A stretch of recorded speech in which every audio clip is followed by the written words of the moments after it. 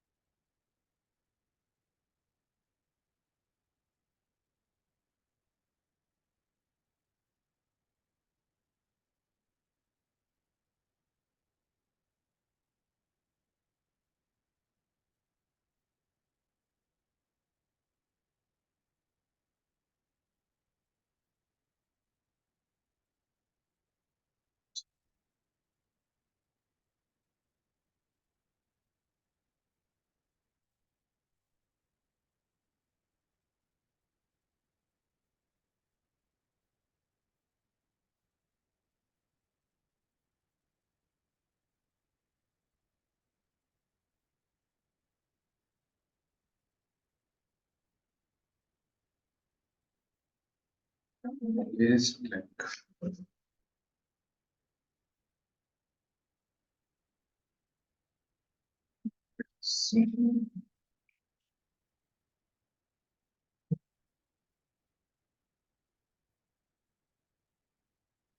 हाँ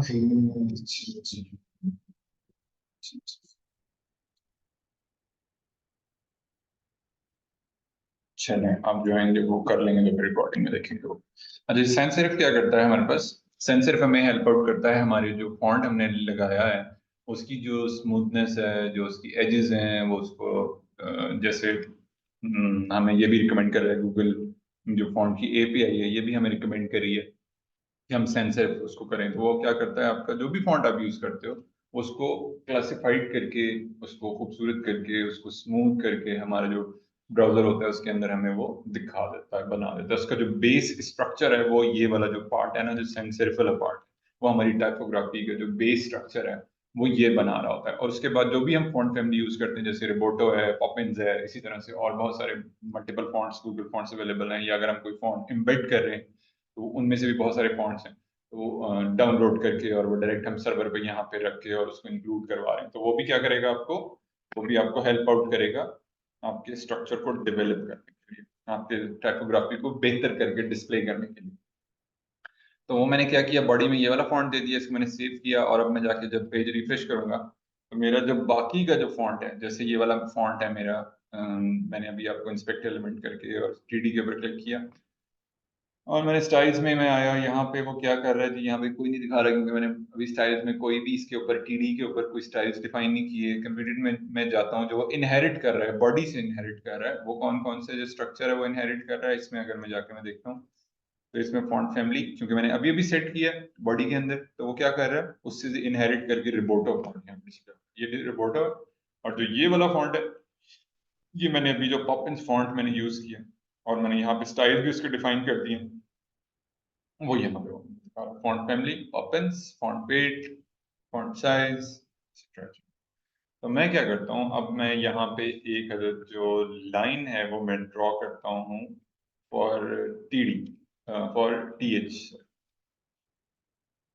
और वो ड्रॉ करने के लिए मैंने क्या करना है जी, मैंने आना है नीचे और यहाँ पे बी एच जो मैंने डिफाइन किया हुआ है, यहाँ पे मैंने अभी फॉन्ट फैमिली और फॉन्ट वेट और फॉन्ट साइज डिफाइन किया था, और उसकी वर्टिकल और उसकी जो हॉरिजॉन्टल अलाइनमेंट है वाई एक्सिस और एक्स एक्सिस वो सेट की थी उसके अंदर आने वाले कंटेंट। और उसके बाद मैंने इसकी जो बॉर्डर है वो ऐड करने हैं, तो मैंने क्या करना है जी, बॉर्डर बॉटम, बॉर्डर बॉटम लिखूंगा 1 px, और इसको मैं दे दूंगा सॉलिड, और इसका मैं कलर क्या कर देता हूँ, इसका कलर प्रोमिनेंट करने के लिए मैं इसे ब्लैक कलर दे देता हूँ।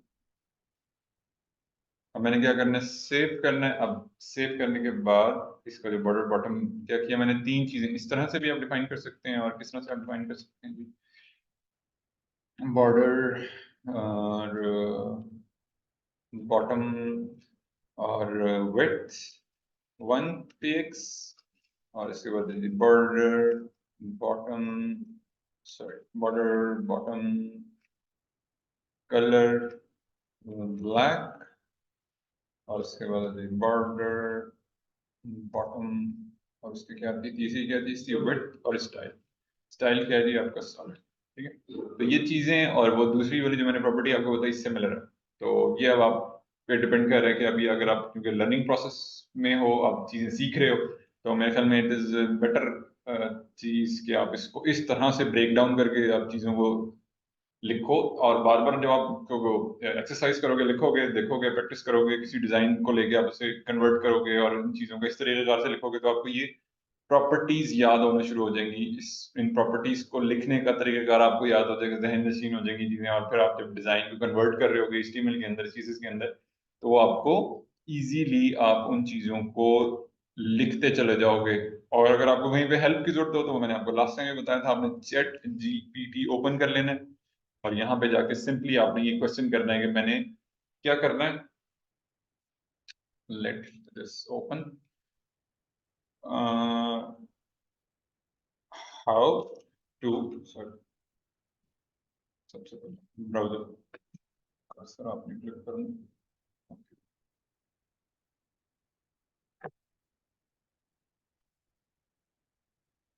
चलिए, यहाँ आपने लिखना है जी, how to add border bottom for th in HTML table.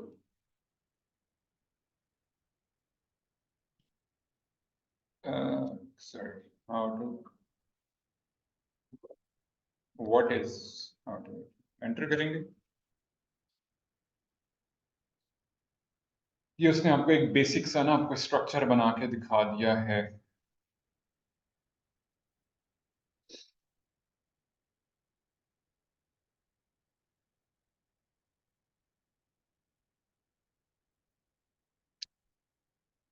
ले जी, उसने आपको पूरा स्ट्रक्चर बना के दिखा दिया कि इस तरह से आप, यानी कि कहीं पे आपको कहीं हेल्प चाहिए, तो आई थिंक मेरे ख्याल में चैट जीपीटी आपको एक क्विक हेल्प अवेलेबल है। और आपने इसको किस तरह से आपने यूटिलाइज, आपने इस केस में कैसे किया कि मेरी रिक्वायरमेंट ये थी, मैंने डिजाइन में जो मैंने एक लाइन ड्रॉ करनी थी टी एच के अंदर, वो मुझे पता नहीं चल रहा था मैंने कैसे लगानी है, तो मैंने उस पर जाके चैट जीपीटी में लिखा, और वहां से जाके मुझे क्या हेल्प मिली, मुझे ये हेल्प ये मिली कि उसने मुझे पूरा जो सिंटेक्स है उसको कोड लिखने का, जो उसकी HTML है, जो उसका CSS है, वो जाके मुझे यहाँ पे उसने राइट डाउन करके बता दिया। और वो किस तरह से, वो वन लाइन के जरिए, जैसे मैंने अभी आपको पहले बॉर्डर बॉटम लगा के बताया था, वहां से उसी तरीके कार से उसने आपको TH के ऊपर उसने लगा के बता दिया। और अब मैंने उस चीज को हेल्प भी ले ली, और वहां से मुझे उसको पता भी चल गया मैंने कैसे लगाना है। अब मैंने लगा भी लिया, लिख भी लिया, उसका सिंटेक्स भी लिख लिया। अब मैंने जस्ट सिंपली जाके उसका आउटपुट देखना है कि मेरा ब्राउजर में क्या आउटपुट आता है। तो उसको करने के लिए आपने क्या करना है जी, आपने इसको पेज को, उसको सेव करने के बाद स्टाइल शीट को, और HTML में अगर कोई चेंजेस किए हैं आपने, उसको सेव करने के बाद आपने ब्राउजर में जाके उसको रिफ्रेश करना। जैसे आप रिफ्रेश करोगे, सिंपली वो आपको एक नीचे लाइन वो ड्रॉ हुई हुई यहाँ पे, क्योंकि ये फर्स्ट TH जो है हमारा ब्लैंक है इस टाइम, तो उसने क्या किया, इसको इस पे के नीचे भी वो लाइन ड्रॉ कर दी। ठीक, यहाँ पे वो लाइन, ये खाली ब्लैंक ब्लैंक HTML है, क्योंकि हमारा जो फर्स्ट कॉलम है वो, उसमें हम कुछ दिखाना नहीं चाह रहे हमारी डिजाइन रिक्वायरमेंट के हिसाब से। कहाँ गई थी हमारा बूटस्ट्रैप वाला जो टेबल था हमारा, वो ओपन कर लेते हैं हम दोबारा से।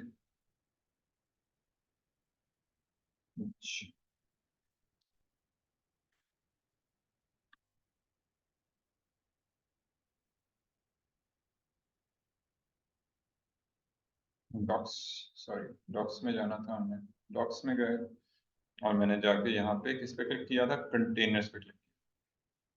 और मैंने इस वाले, मेरी डिजाइन रिक्वायरमेंट ये है कि मैंने इस तरह का ना एक वो एक टेबल बनाना है। तो पहले टेबल की डिजाइन रिक्वायरमेंट के हिसाब से जो मेरा फर्स्ट टेबल, जो मेरा TH है, जो कॉलम है, वो ब्लैंक है, तो मेरा इस केस में वो भी ब्लैंक हो गया। ठीक है, मेरा भी वो स्ट्रक्चर ब्लैंक हो गया, और मेरा नेक्स्ट फिर उसके अंदर डेटा आ रहा है, कंटेंट आ रहा है, और वन बाय वन उसके अंदर मैंने सारी वैल्यूज ऐड कर दी, कंटेंट ऐड कर दिया। अब मैं क्या कहता हूँ, मैं कहता हूँ इसकी जो थिकनेस है, जो कि काफी यहाँ पे आपको एक्स्ट्रा नजर आ रही है, तो मैं थिकनेस इंक्रीज करना चाह रहा हूँ, तो वो आप कैसे कर सकते हो? आप जस्ट सिंपली ये जो 1 पिक्सल आपने ये किया हुआ है इसको आप 2 पिक्सल कर सकते हो, एंड देन जब आप इसे रिफ्रेश करोगे तो वो आपको यहाँ पे प्रोमिनेंट होना शुरू हो जाएगा। इसी तरीके से आप क्या कर सकते हैं, आप इसको 3 पिक्सल पे लेके जाओगे तो ये वो आपको और ज्यादा प्रोमिनेंट कर देगा। तो ये आप हैंडल कर रहे हो, जो आपका TH है उसके ऊपर आपने जो बॉर्डर ऐड किया हुआ है उसके जरिए आप इन चीजों को हैंडल कर रहे हो। अब आप क्या कहते हो, जो आपका जो सेकंड चीज है जो आप यहाँ पे बनाना चाह रहे हो, इसका तो फॉन्ट साइज एक तो मैं इसका थोड़ा स्मॉल कर लेता हूँ और इसका इंक्रीज कर देता हूँ थोड़ा और इसका और एक्सटेंडेड बेस फॉन्ट साइज पे इसको ले आता हूँ।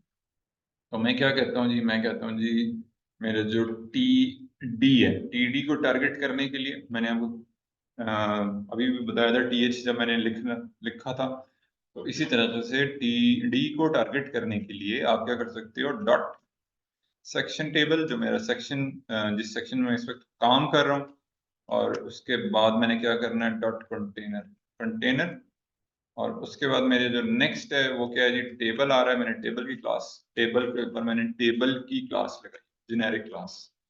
और उसके बाद मैंने क्या किया जी, टी हेड है, तो अब हम क्या करेंगे, टी बॉडी को टारगेट करेंगे, और देन उसके अंदर हम क्या करेंगे, TD लिखेंगे, पैरेंथेसिस स्टार्ट और एंड। और यहाँ पे अब हम जो भी प्रॉपर्टीज देंगे, जैसा कि मैं एक प्रॉपर्टी देना चाह रहा हूँ फॉन्ट साइज की, वो हम यहाँ दे सकते हैं। और वो हम कैसे देंगे, यहाँ पे इसको मैं बेस यूनिट पे लेकर आना चाह रहा हूँ, तो मैं 1 REM कर दूंगा, तो वो क्या करेगा, उसको 16 पिक्सल के इक्विवेलेंट ले आएगा। और यहाँ से मैं ये खत्म कर देता हूँ, क्योंकि मुझे फॉन्ट टेबल पे फॉन्ट साइज नहीं चाहिए, इसको मैंने क्या किया, रिमूव कर दिया। इस तरह से आप कमेंट भी कर सकते हो, ठीक है ना। CSS की जो प्रॉपर्टी जो आपको नहीं रिक्वायर नहीं है, उसको आप यहाँ से ऐसे फॉरवर्ड स्लैश के साथ स्टैटिक लिख के, और फिर आप जो इसको कंप्लीट करोगे, यानी कि वो प्रॉपर्टी आप रिमूव करना चाह रहे हो, तो ये फिर स्टैटिक और ये फॉरवर्ड स्लैश, इसके अंदर अंदर आपकी जो भी प्रॉपर्टी होगी वो सारी की सारी कमेंट हो जाएंगी यहाँ पे, यानी कि वो डिसेबल कर देगा।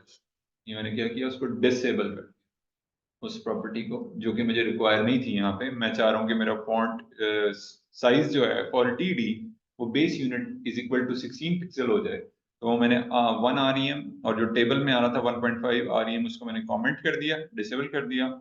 और उसके बाद जो TH है वो 1.25 REM, और मैं थोड़ा और इंक्रीज कर देता हूँ 1.125 REM से 1.25, यानी कि 20 पिक्सल के इक्वलेंट। मल्टीप्लाई करके इसको हम देख लेते हैं, 16 multiplied by 1.125, sorry, 116 multiplied by 125, 20 pixel. ये क्या है, मेरे जो मेरा DH आ रहा है, ठीक। और जो नेक्स्ट मेरा उसमें आ रही है कैटेगरी, इसको मैं फॉन्ट वेट 700 पे ले जाता हूँ। और मुझे नेक्स्ट कैटेगरी आ रही है वो TD की कैटेगरी है, और उसका मैंने फॉन्ट वेट कर दिया 1 आ रही है। और वो रिबोटो फॉन्ट है, बाय डिफॉल्ट रिबोटो है।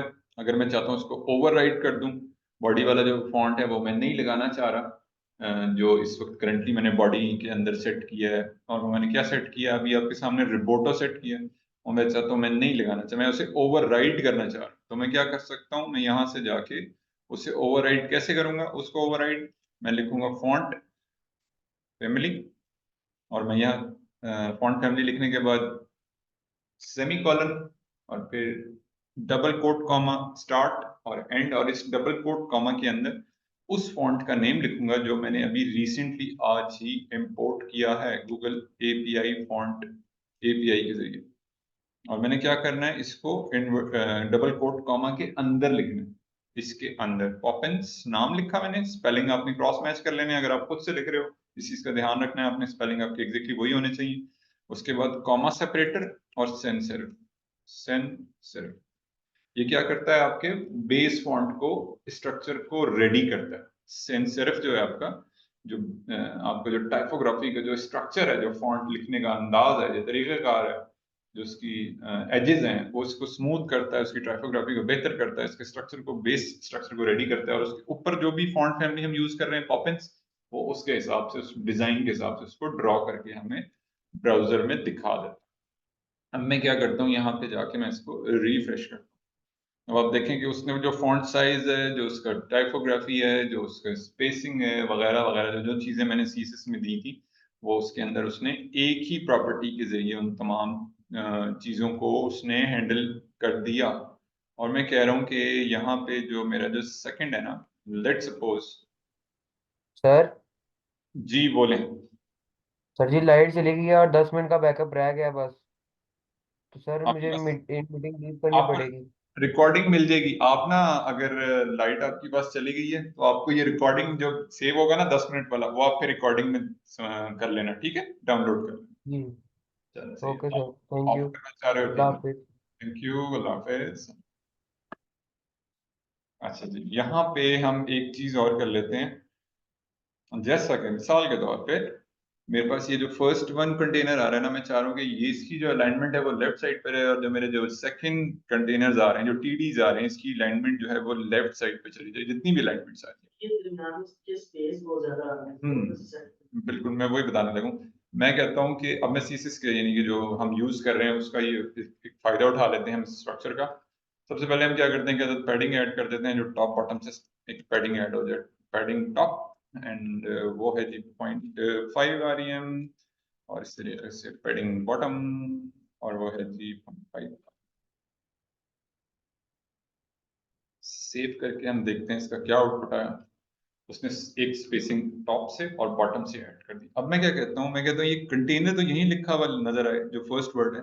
जो सेकंड जितने भी अल्फाबेट्स हैं ना, वो यहाँ से अलाइनमेंट उनकी रिमूव होके और लेफ्ट साइड पे, लेफ्ट से राइट साइड पे, लेफ्ट से राइट। तो मैं क्या करता हूँ, सीएसएस की एक प्रॉपर्टी यूज करता हूँ, और मैं कहता हूँ जी इसको कॉपी करता हूँ, ठीक है। और जो मेरा फर्स्ट डी डी है ना, फर्स्ट डी, और वो हमने कैसे उसको करना है, फर्स्ट FIR, फर्स्ट चाइल्ड। और इसकी जो टेक्स्ट अलाइनमेंट है वो हो जाए जी लेफ्ट, और बाकियों की जो जेनेरिक मैंने डिफाइन किया हुआ है उसकी अलाइनमेंट हो जाएगी।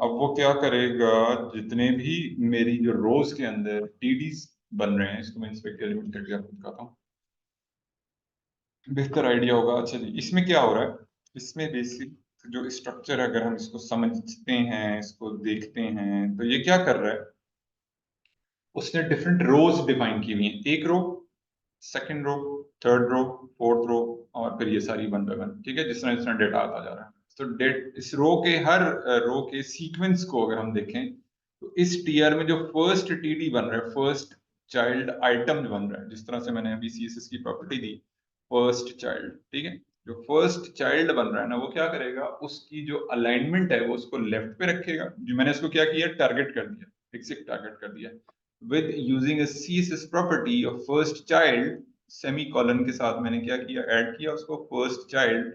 उसको मैंने क्या किया, टेक्स्ट अलाइनमेंट उसकी लेफ्ट पे कर दी, और बाकियों के लिए जो बाकी जितनी भी टीडीज आ रही थी, जितनी यानी कि बाकी रिमेनिंग टीडीज, ठीक है ना, क्योंकि ये फर्स्ट चाइल्ड नहीं है, सेकंड है, और इसी तरह से अगली रो में ये फर्स्ट है, और उसके बाद बाकी सारी वो रिपीट हो रही है, सेकंड है। और on a similar pattern next row में ये फर्स्ट है और बाकी सारी रिपीट हो रही हैं, तो ये फर्स्ट चाइल्ड कहलाएगा, और बाकी सारे जो हैं उसके सेकंड, थर्ड, फोर्थ, जो बाकी रिमेनिंग 1 2 3 4 5 अप टू 6, इसी तरह से बाकी रोज में मैंने क्या किया, अब मैंने फर्स्ट को उसकी अलाइनमेंट सेट कर दी, और बाकियों को मैंने जेनेरिक क्लास एक लगा दी, या क्लास लगा दी टेक्स्ट में। इसको हम रिफ्रेश करते हैं, इसी इसी चीज को मैंने यहाँ कोड में लिखा है, जैसे मैं आपको यहाँ ब्राउजर में बता रहा हूँ, ये फर्स्ट टीडी, इसी तरह से मैं सीएसएस में आपको इसका सिंटेक्स लिख के, मैंने क्या लिखा, TD first child text line. अब मैं इसको रिफ्रेश करता हूँ, वो क्या किया उसने, पहले वाले को तो उसने लेफ्ट साइड पे कर दिया, और बाकी जितने भी आ रहे थे, कॉलम्स आ रहे थे, उसके अंदर आने वाले टेक्स्ट को उसने राइट साइड पे डिस्प्ले कर दिया। मैं कहता हूँ राइट पे ना आए, मैं कहता हूँ सेंटर अलाइन शो कर दे। तो क्या कर सकते हो आप, यहाँ से सेंटर अलाइन भी दिखा सकते। मैंने रिफ्रेश किया, उसने सेंटर में दिखा। इस तरह से भी आप कर सकते हो। सिमिलरली आप इसके साथ भी प्ले अराउंड कर सकते हो। आप कहते हो ये वाला जो है ना, ये राइट साइड पे आ रहा है, जो TH है वो राइट साइड पे, तो ये आपके राइट साइड पे चला जाएगा। आप कहते हो यहाँ पे मेरे पास पैडिंग ऐड हो जाए, पैडिंग ऐड हो जाए कितनी, सॉरी यहाँ पे आपके पास पैडिंग आ जाए टॉप बॉटम से 0.25 आ रही है, और उसके अलावा 0.5 आ रही है लेफ्ट और राइट से, ठीक है। इसी तरीके से आप इसी चीज को यहाँ पे भी लगा सकते हैं। मैंने क्या करना है, बाकी वाली मैंने जो प्रॉपर्टी है CSS की वो रिमूव कर देनी है, और मैंने इसको करना है जी 0.5 REM, और ये मैंने क्या करना है जी पॉइंट X एक्सिस और Y एक्सिस, ठीक है। मैंने दोनों दो प्रॉपर्टीज के जरिए दोनों X एक्सिस Y एक्सिस को हैंडल कर लिया। टेक्स्ट अलाइन सेंटर, और इसको मैं टेक्स्ट अलाइन क्या करता हूँ, राइट कर देता हूँ ताकि उसके साथ वो बिल्कुल एग्जैक्ट क्रॉस मैच कर दे, और वो लगे उसको रीडेबिलिटी इंक्रीज हो जाए। मैंने जैसे इसको किया, रिफ्रेश किया, तो आप देख रहे हो उसकी अलाइनमेंट भी उसने बिल्कुल अलाइन कर दिया उसके, क्योंकि मैंने टॉप में भी TH को भी उसकी जो अलाइनमेंट है वो मैंने राइट साइड पे की, और पैडिंग दी बिल्कुल सेम उसी पैटर्न पे जितनी मैंने TDs को दी। और जो उसकी अलाइनमेंट है, कॉलम की अलाइनमेंट है, टेक्स्ट की अलाइनमेंट, वो मैंने नीचे वाले की भी, TD की भी और TH की भी वो सेम है उसी पैटर्न। इसी तरीके से अब मैं एक और क्या काम करना चाह रहा हूँ, ये आप देख रहे हो एक बॉर्डर आ रहा है, लाइट सा बॉर्डर आ रहा है, ये बॉर्डर भी मैं लगा लेता हूँ। और बॉर्डर लगाने का तरीका मैंने आपको पहले ही बता दिया, सिंपल सा तरीका है। आप इस चीज को आप फॉलो कर सकते हो, या आप क्या कर सकते हो, ChatGPT से भी मदद ले सकते हो। और वो किस तरह से ले सकते हो, व्हाट इज द CSS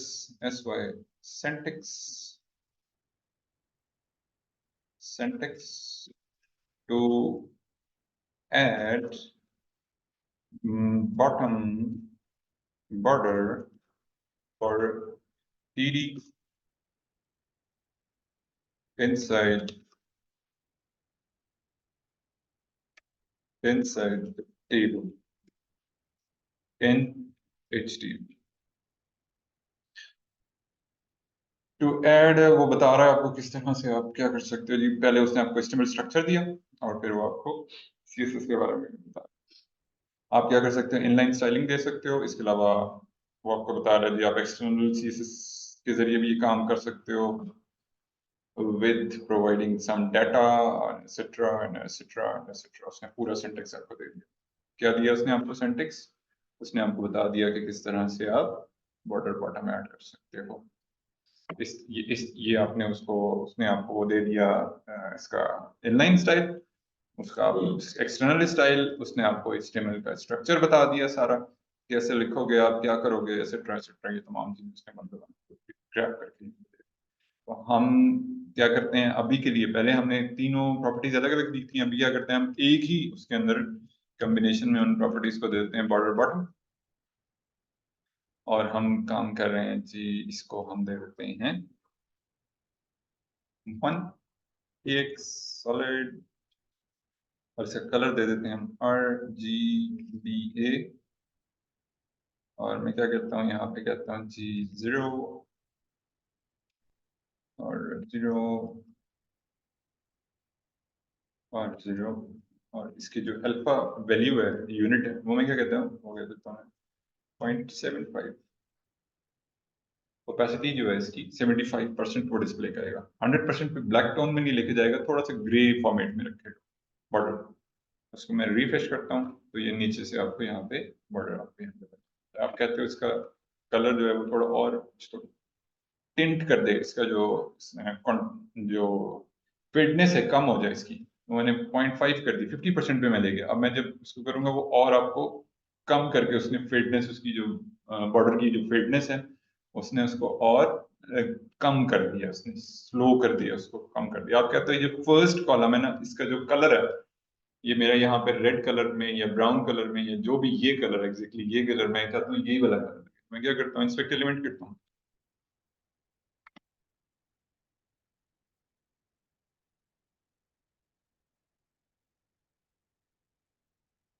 ये आपके पास आ गया कोड, ठीक है। मैंने क्या किया, इंस्पेक्ट एलिमेंट किया, वहां पे कंटेनर लिखा हुआ था, ठीक है, कंटेनर डॉट SCM, उसने कोड के टैग के अंदर लिखा, ठीक, कोड के टैग के अंदर। और मैंने क्या करना है, उसका कोड, जो कलर कोड है वो मैंने उठाना है, कॉपी करना है। तो वो मैंने कॉपी करने के लिए यहाँ पे ये जो कलर प्लेटे बना होता है इंस्पेक्ट एलिमेंट करने के बाद जो डेव टूल के अंदर, उसके मैंने क्लिक किया और ये कलर कोड हेक्साडेसिमल वैल्यूज की नजर आ रही है। ये मैंने क्या किया, कॉपी कर लिया। ठीक है, ये मैंने कर लिया कॉपी। इसको कॉपी करने के बाद, क्योंकि मैंने एग्जैक्टली यही कलर लगाना है और मैंने कहाँ पे देना है, जो मैंने फर्स्ट चाइल्ड, जो मैंने सिंटेक्स में आप लोगों को अभी लिखने का तरीका बताया है, किस तरह से हम फर्स्ट चाइल्ड को टारगेट कर सकते हैं, उसके अंदर जहां पे मैंने इसको टेक्स्ट अलाइन लेफ्ट किया है, वहीं पे मैंने क्या करना है, उस कलर को ऐड करना है। और कलर ऐड करने के लिए जो सीएसएस की प्रॉपर्टी है वो है जी कलर, और उसके बाद जो भी वैल्यू है हेक्साडेसिमल वैल्यू में लेकर आया हूँ वो मैंने यहाँ पे पेस्ट कर देनी है। हैश के साइन के साथ स्टार्ट होती है, हेक्साडेसिमल वैल्यू हैश के साइन के साथ स्टार्ट होती है। और उसके बाद जो भी कलर कोड कॉम्बिनेशन होता है, 6 डिजिट का होता है या 3 डिजिट का होता है, जो भी कलर कोड होता है वो आपने यहाँ पे पेस्ट ऐसे कर देना होता है। उसके बाद सेमी कॉलन, ये आपका एक सिंटेक्स कंप्लीट हो गया। आपने कलर इसको दे के सेव करना है, और सेव करने के बाद जब आप इससे पेज को रिफ्रेश करोगे तो आपको उसका कलर वही कलर दिखेगा जो मैंने अभी वहां से जाके, ये डिफरेंट कलर है और बाकियों का जो कलर आ रहा है वो डिफरेंट। तो आई थिंक मेरे ख्याल में आज के लिए हम इसको वाइंड अप करते हैं, 3:59। तो आज के सेशन में होपफुली आप लोगों को, जो हम लोगों ने एक तो बैकग्राउंड का जो कॉन्सेप्ट है उसको हमने काफी डिटेल में ओवरव्यू किया, स्पेसिंग दोबारा से हमारी जो है वो काफी डिटेल से हमने उसको चेक किया, एनालिसिस किया, और बाकी जो टेबल की हमारी फॉर्मेटिंग रह गई थी उसको हमने काफी डिटेल में देख लिया। हमें पता चल गया किस तरह से हम हेल्प भी ले सकते हैं, कहीं पे हमें समझ नहीं आ रही, हम चैट जीपीटी पे जाके हम अपना प्रॉम्प्ट लिखेंगे, उसमें हम बताएंगे कि ये वाली चीज हमें लिखनी है, इसमें हमें समझ नहीं आ रहा तो वो हमें क्विकली वहां से गाइड भी मिल सकती है। और इसके अलावा जो हमारा विजुअल स्टूडियो कोड है वो हमें एज असिस्टेंट के तौर पे हमें असिस्ट कर रहा होता है, बता रहा होता है कि आप ये वाली प्रॉपर्टी यूज करना चाह रहे हो, आप ये वाला कलर प्लेटी, ये वाला उसका आरजीबी कलर बन रहा है, ये स्पेसिंग बन रही है, एसेट्रा एसेट्रा, ये सारी प्रॉपर्टी से। ठीक है। ये मैंने टेबल बनाया हम्म। तो इसमें ये देखें, ये कॉलम छोटा, सेल छोटा है, ये बड़ा है, तो ये कैसे हम सेट हाँ, विड्थ जो है वो बिल्कुल, विड्थ आपकी जो होती है वो आप यहाँ पे जेनेरिकली भी यहाँ पे जाके आप लिख सकते हो, जो भी, जैसे मैं चाह रहा हूँ कि जो टीडी है वो सब जगह पे एक ही उसकी विड्थ डिफाइन हो जाए, वो आप यहाँ पे जो भी विड्थ दोगे वो आपको सब जगह पे वो उसकी विड्थ वैसे एग्जैक्टली वो कर देगा। इसके अलावा बेहतर तरीके का ये होता है कि आप जो ऑटो सेट हो रही होती है ना विड्थ, उस चीज को लेके चलो, क्योंकि बाज मर्तबा ये होता है जब हम काम कर रहे होते हैं तो हमारी रिक्वायरमेंट किसी टेबल में, जो सेल होता है ना, उसके टेबल के अंदर जो सेल होता है, जो कॉलम बन रहा होता है, उसमें हमारे पास डेटा ज्यादा होता है, कुछ में कम होता है। तो वो क्या करता है, ऑटो सेट करता है। जब आप विड्थ 100% कर देते हो, जो हमारा मेन टेबल की हमने विड्थ 100% सेट की है, वो क्या करता है, उसको ऑटो सेट करता है।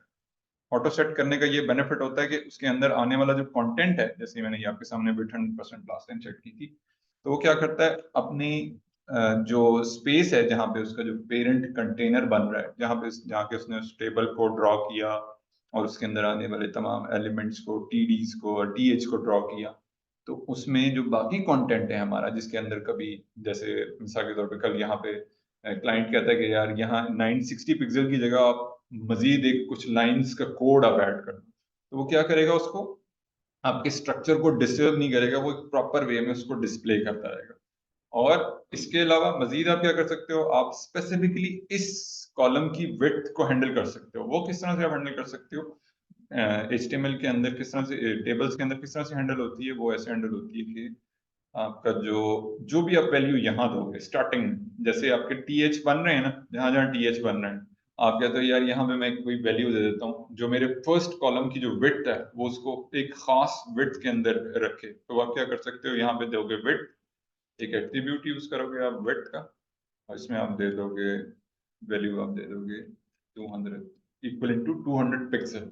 ठीक है, वो क्या करेगा, जो आपका फर्स्ट कॉलम है वो आपको 200 पिक्सल मिलेगा। ये इसने तमाम टीडीज को जो टीएच में मैंने दिया ना, उसके हिसाब से उसने उसको अलाइन कर दिया, सारे सबके सब एक जगह से हैंडल हो रहे हैं, 500 600। उसने बाकियों को वो आस्पेक्ट रेशियो मेंटेन रख रहा है, क्योंकि मैंने 100% रखा हुआ है अपने टेबल को, बाकियों को वो आस्पेक्ट रेशियो मेंटेन करते हुए जो मेरा फर्स्ट कॉलम है जो टीएच के अंदर, उसके अंदर अंदर रहते हुए वो उसने उसकी